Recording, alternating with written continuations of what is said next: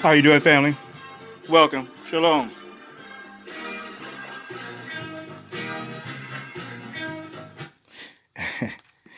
Got to get our jams in. Yes, my friends. My book I've been working on for a whole 13, 14 months. Might have been 15.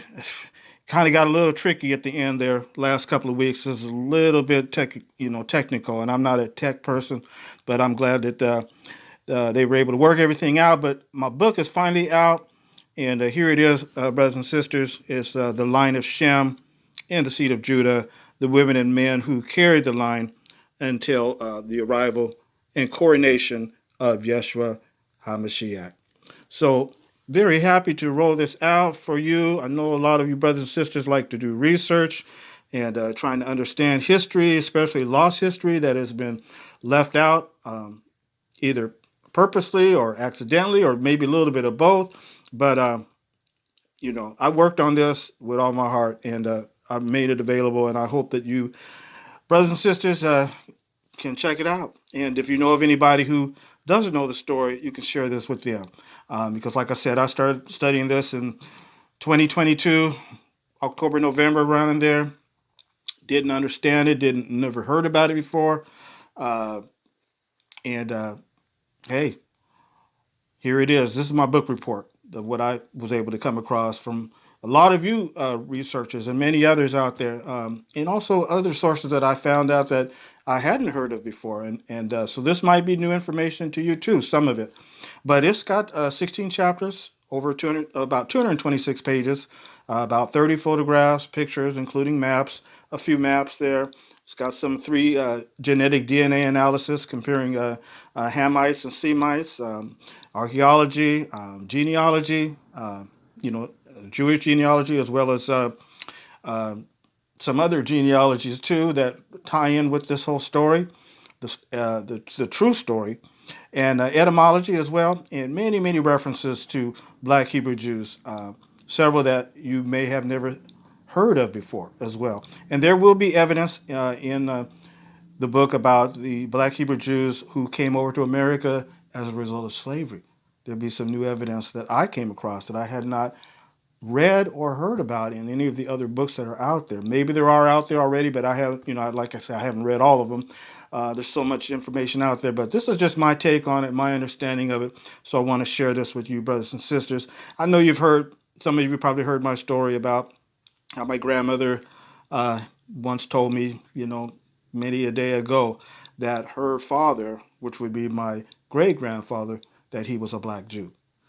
And he was born in Mississippi, but his grandparents came from South Carolina and Georgia around 1800. And so I don't know where that family story came from, but this book is this is not a personal biography book. This is a book about historical references. This is going to be a reference source. And so many of you who like to do research, please pick up a copy, include it in your library, because it's got a lot of resources, and there'll be some reference material sources that'll be quoted in the back of the book as well. So I want to just give you all a little excerpt from the book today. If you all don't mind me doing that, I want to give you a little excerpt. Don't want to read all of it to you now, but let me give you a little excerpt in chapter 8 here. So yeah, let's go on over to chapter 8, and we'll give you a little excerpt of what's going on here.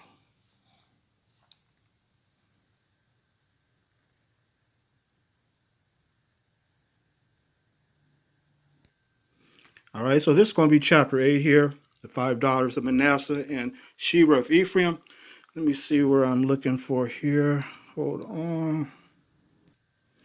All right, let me talk with you friends about the Ephraimite woman named Sheba. Another faithful servant of the Most High was Sheba of the tribe of Ephraim. The tribe of Ephraim were also part Hamitic, descending from Asenath. And if you friends remember that Asenath, she was Egyptian. Okay.